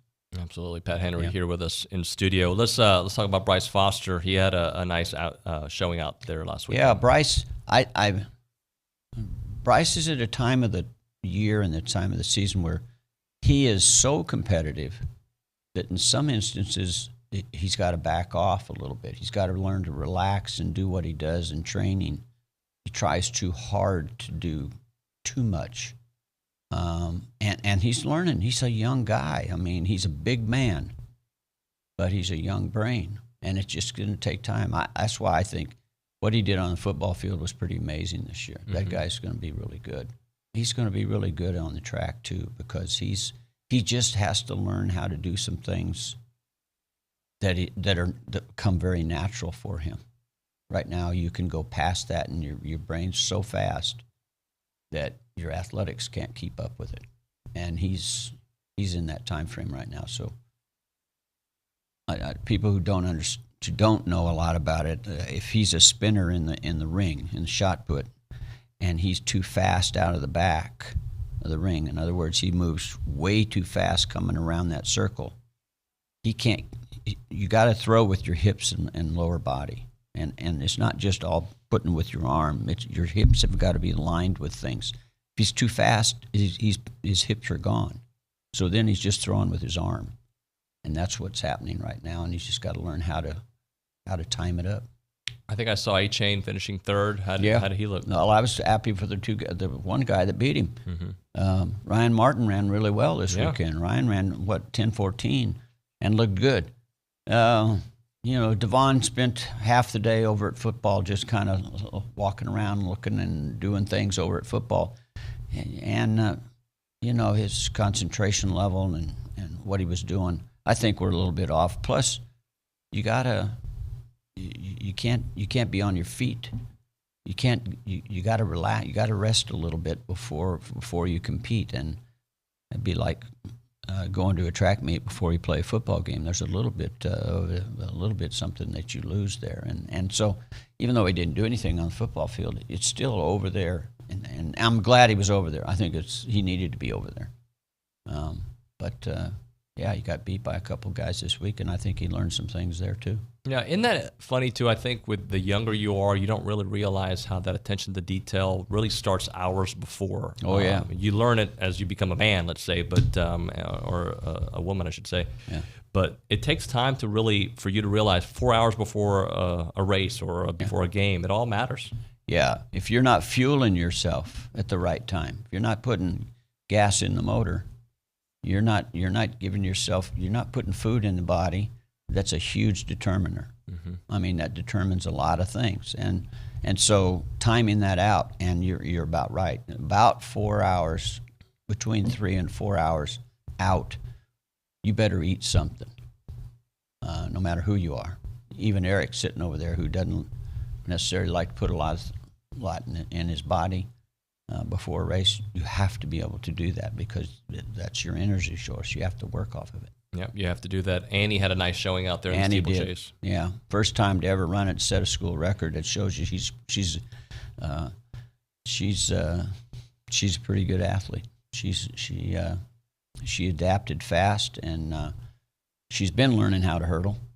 And they just don't run somebody when they don't know how to hurdle yet, and she learned how to hurdle. Water jump is always tough, and she did a really good job with water jump. So it's fun to watch her. She beat everybody a long ways, and so it's really, really good race for Annie. She might have found her spot. That's great to hear. Yeah. Allison Andrus in the heptathlon? Yeah, had four personal bests during that competition, and improved about 300 points, and I think she's leaving about 300 points on the table. So, but it will be very difficult for her to be competitive on a national basis.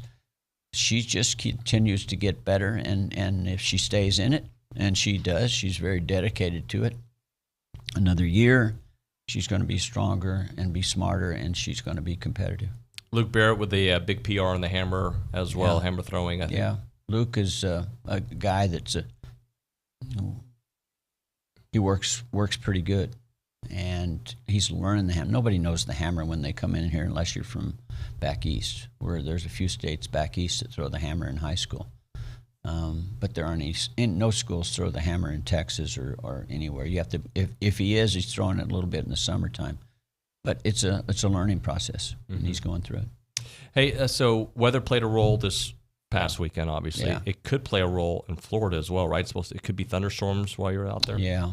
A lot of those are, when it's 85 to 90 degrees in the deep south. At LSU, when I was at LSU, we'd have a rain almost every afternoon. You get that little short rain.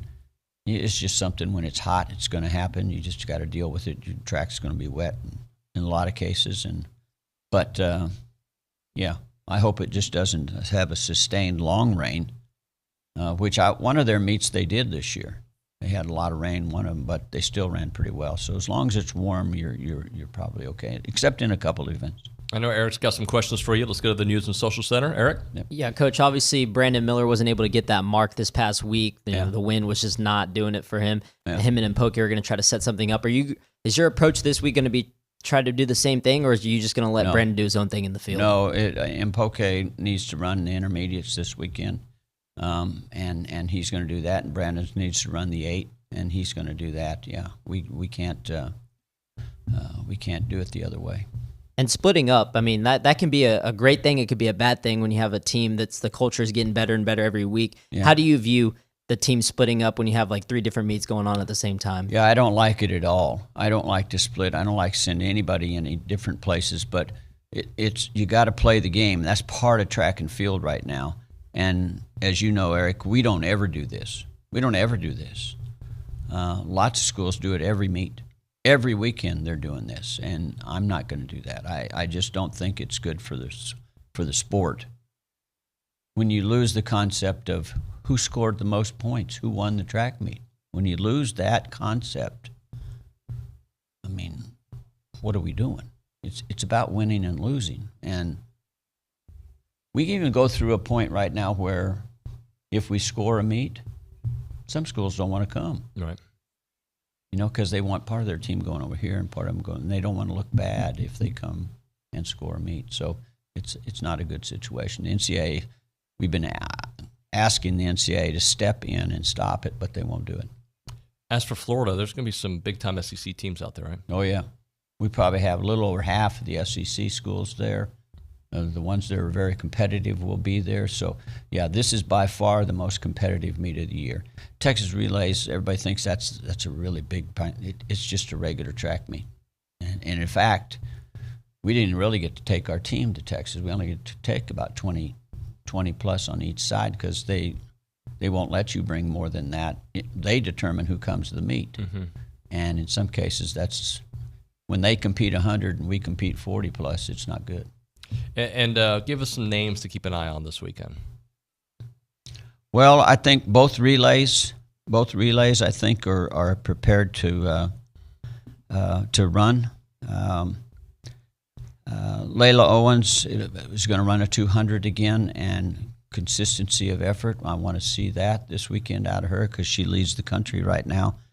Cherokee Young, same thing. The 8 and the 400 meters on the men's side. Devon's going to have a great opportunity to run fast. Bomadelli in the 400 meters. Of course, I'm waiting to see Brandon run.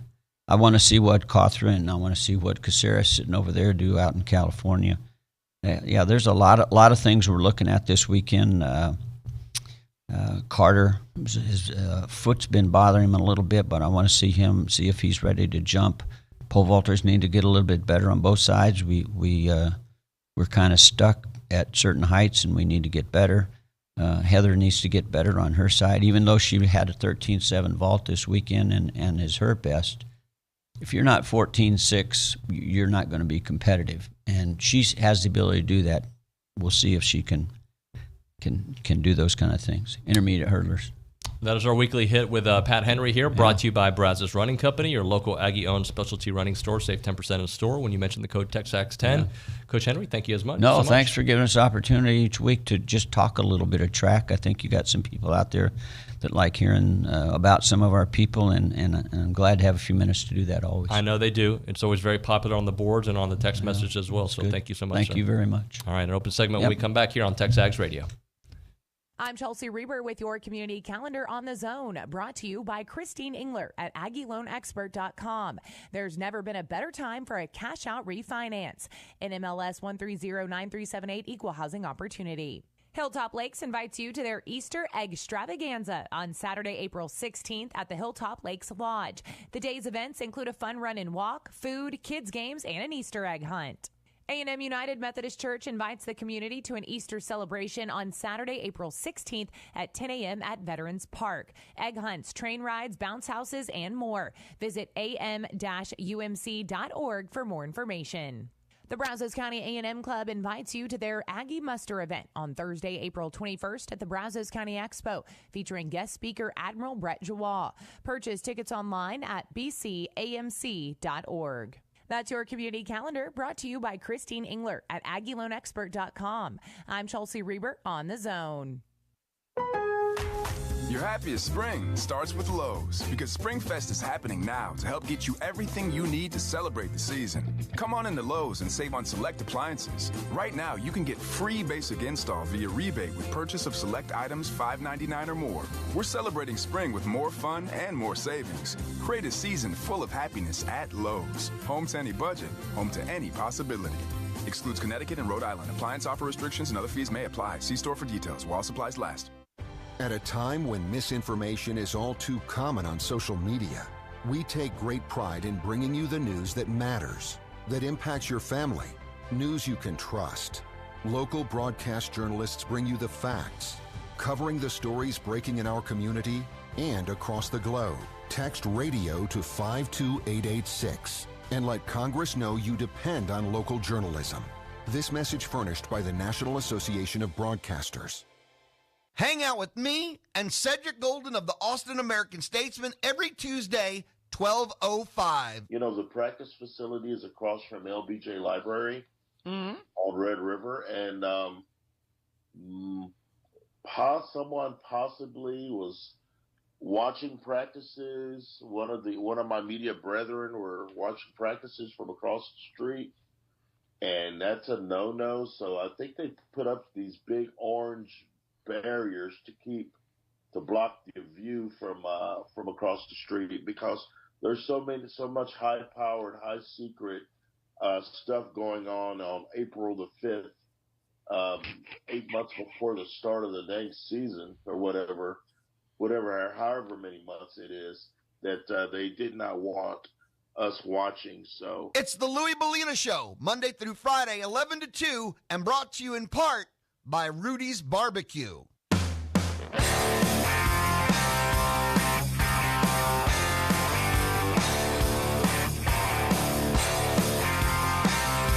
And we back. TexAgs Radio, presented by David Gardner's Jewelers. Appreciate Pat Henry. Always one of my favorite segments. It's just, he's got great insight. Obviously, he's a legend. He doesn't want you to call him that but he is a legend. He's just and I feel bad because, I become, Coach Henry, I need information. So I can pass it on to the little Nuños, and he's always so gracious. So I appreciate him joining the show, as he always does. Appreciate all the text messages here on the A&B text line that I want to get to here in a second, and of course all of our guests and callers join us on the BCSI hotline. I do want to finish out my thoughts because we started it with Richard, but then we didn't get to finish it on Arkansas being the biggest threat to Bama. I know that Matt Hayes has that column, and I'll just say this: I do think that Sam Pittman is a rock star right now. However long that window lasts, who knows, right? People will become the it guy, and he's done a very nice job there. I like him, but he's got to do it consistently. That's the first part about it, and I want to see how he does it when these guys that he's had a little bit longer because of COVID and whatnot, how things develop after that. He's done a good job with the portal. He's great job at retention. There's something intriguing going on there, and I do see that. Transfers are going there, but he's given that program, I think, more than anything, a little bit of hope after Brett Bielema and Chad Morris and Bobby Petrine, all these guys throughout the years that, you thought there was going to be hope. There wasn't there. And KJ Jefferson is a nice quarterback. And, he's got to keep his coordinators, which I think is a huge part of the equation. But I will say this, to me, as much as I understand Arkansas being a talking point, and it's still about Texas A&M, and the world will tell you that too. Texas A&M has question marks, which is why there's hesitation by some people. But they've got more talent, they've got the better coach, and they've got the resources, and they've got the players. At the end of the day, they've got the players. Last year, I know people don't like you can't use the quarterback situation last year. Zach was there, Haynes is unproven. Okay, that's fine. And you lost that game, and they were up on you big early. But again, that A&M team that played September the 9th against Arkansas was not the same A&M team a few weeks later. I think that Arkansas team pretty much stayed the same. They had, everybody struggled with bad looks of A&M, at least in the SEC West, and Auburn had their chance to win that one at the end of the game. But that A&M team became a different team as time moved on. Unfortunately, they didn't get it done at LSU, and Ole Miss, that was going to be a hard game regardless, on the road against a top 10 team. I get all that, with their quarterback back and feeling good. But A&M figured out the line problem. There were some problems on the offensive line that you saw very evident against Colorado and against Arkansas. And I'm not just basing that on last year. I'm not one that looks at 1 year as the total picture, that it was a snapshot. But I do know this. Jimbo Fisher came in here, and there's still that Sumlin and Jimbo comparison. There's no comparison to where this program is right now. And I loved Kevin. Kevin was great to me, but there's no comparison when you talk about the level of talent right now. They got to get it done, and they will get it done, and there's a huge window to get it done. And I don't know if it starts this year or next year, but I think this year is going to be better than it was last year. And if that means 9-10 wins, it's better, right? I think it's going to be better this year because you have a better quarterback situation. You have a better wide receiver situation. I think your young offensive line will be better. Is your running back position a little bit better? I don't know if it's better, because you can't lose Isaiah Spiller to the NFL and think you're going to be better. But I think A-Chain in a more dominant role offensively is better. We saw him at the end of the last season really take those huge strides, and I like what he has behind him. And then the defense, all that influx of talent coming on the defensive line, it's going to be hard to replace DeMarvin Leal if it's one guy. But we're talking about a committee of 5 stars coming in, 5 stars that were already here. So from that respect, I think they're in pretty good shape. I had to do the Curb Your Enthusiasm thing. So, are they a threat to Bama? I don't know. I guess, whatever. But we all know the biggest threat's the one who beat them last year in the West. That's A&M. And they did that, with some serious situations behind the scenes that were difficult to overcome. All right, when we come back here in hour number 3, our buddy Connor O'Gara, Saturday Down South, chat with him, Dave Wilson a little bit later. I'll give you my take on the position battles. We'll have all that and more. It is TexAgs Radio, presented by David Gardner's Jewelers.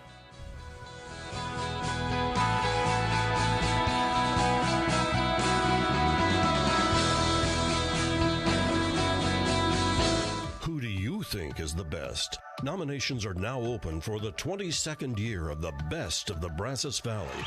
Go to bestofthebrazosvalley.com and submit your nominations for the best in dining, entertainment, service, retail, automotive, health, and wellness, and everything